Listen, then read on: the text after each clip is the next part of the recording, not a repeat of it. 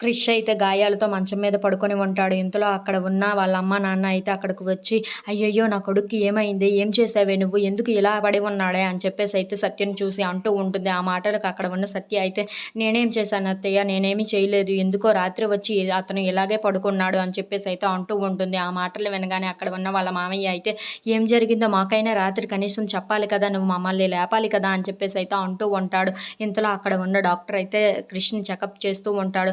అక్కడ ఉన్న డాక్టర్ అయితే, "ఏం పర్వాలేదమ్మా, ఇగో ఈ టాబ్లెట్స్‌ని ఒక 4 గంటలకు ఒకసారి వేస్తూ ఉండు, బాగా ఉంటుంది" అని చెప్పేసైతే అంటూ అక్కడి నుండి అయితే వెళ్ళిపోతూ ఉంటాడు. ఇంతలో అక్కడ ఉన్న వాళ్ళ మామయ్య కూడా అక్కడి నుండి బయటకు వెళ్ళిపోతూ ఉండగా అక్కడ ఉన్న ఒక గీతనైతే చూస్తూ ఉంటాడు. ఏంటి గీత అని చెప్పేసైతే అనుకుంటూ ఉంటాడు. ఇంతలో అక్కడ ఉన్న మ్యాటీనైతే పైకి తీస్తూ ఉంటాడు. అక్కడ ఒక గీతని చూసి ఒక్కసారిగా షాక్ అయిపోతూ ఉంటాడు.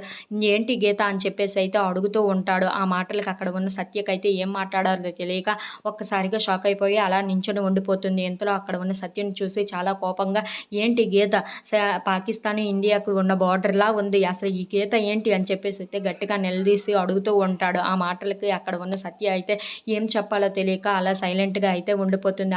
అది చూసిన వాళ్ళ మామయ్య మాత్రం, "చెప్తావా లేదా?" అని చెప్పేసైతే గట్టిగా గదమాయిస్తూ ఉంటాడు. అలా ఆ మాటలు విన్న సత్య అయితే చాలా సైలెంట్‌గా